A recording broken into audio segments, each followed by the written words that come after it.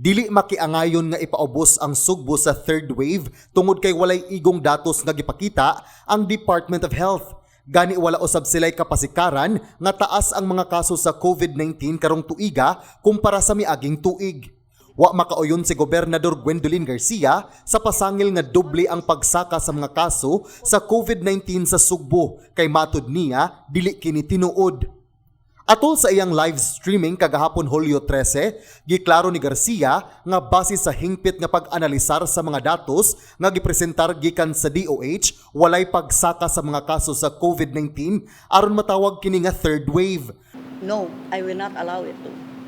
I am here. I am staying here to defend this province and see to it that this will continue to be a model for the entire country, for others to see that after all, it can be done. That we can do it right.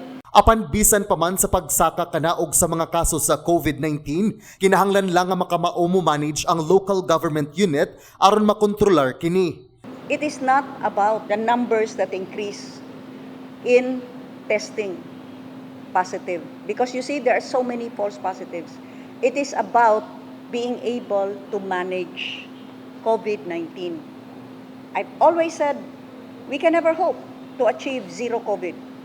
But what we will always aspire for is to manage COVID-19, to contain it, to have a clear referral system, and that our hospitals will have enough hospital beds for COVID-19 care utilization, including critical care.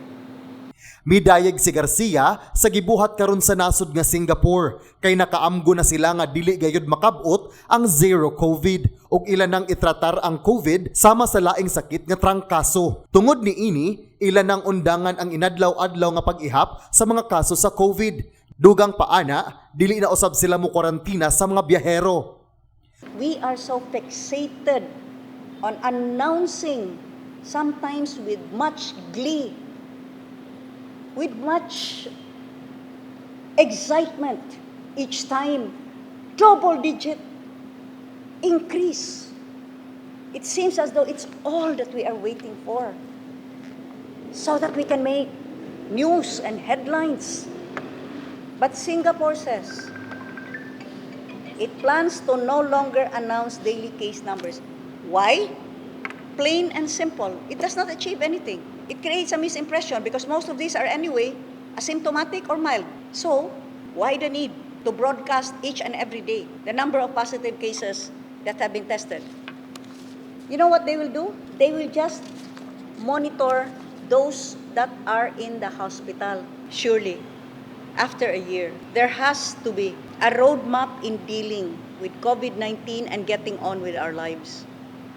We cannot keep on going back to our initial knee-jerk reactions at the time last year when we knew nothing of this disease and we did not have these figures. Why can't we have a sense of scale and proportion?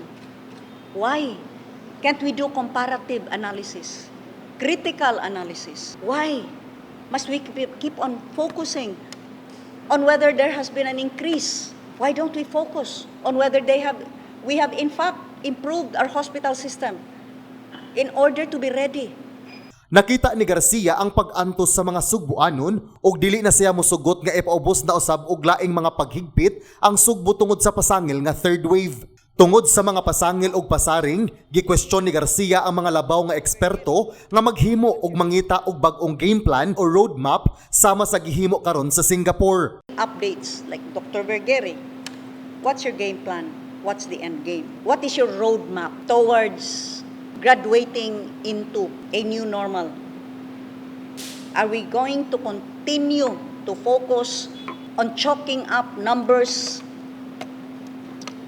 and talking about variants and doing a back and forth for quarantine classifications, atras abante? Or isn't it time that we take a cue from Singapore, where Singapore has stated that they will live with COVID? Sa katong nag-ampo og nang hinaot nga adunay third wave, umusaka pa ang kaso sa COVID-19 sa lalawigan sa Sugbo, kini ang mensahe sa gobernador. I'm sorry for those that are hoping and praying for a surge or a third wave. That is not going to happen. You know why? Because we have been employing the two-pronged approach. Something that perhaps some people up there should start thinking about. Instead of focusing on masks, face shields, social distancing, stay at home, and all of these authoritarian measures, draconian measures. You know what our strategy is? Boost the immune system. Take healthy foods. Take vitamins. Have enough sleep and rest. Live a healthy lifestyle. Go to the sea. Breathe in the sea air. Go to the mountains. Breathe in the pure mountain air. It helps your lungs. And it helps boost your immune system. Take in the heat of the sun. That's vitamin D. Sleep at least 8 hours. John Fredson Granada, Balita sa Sugbo.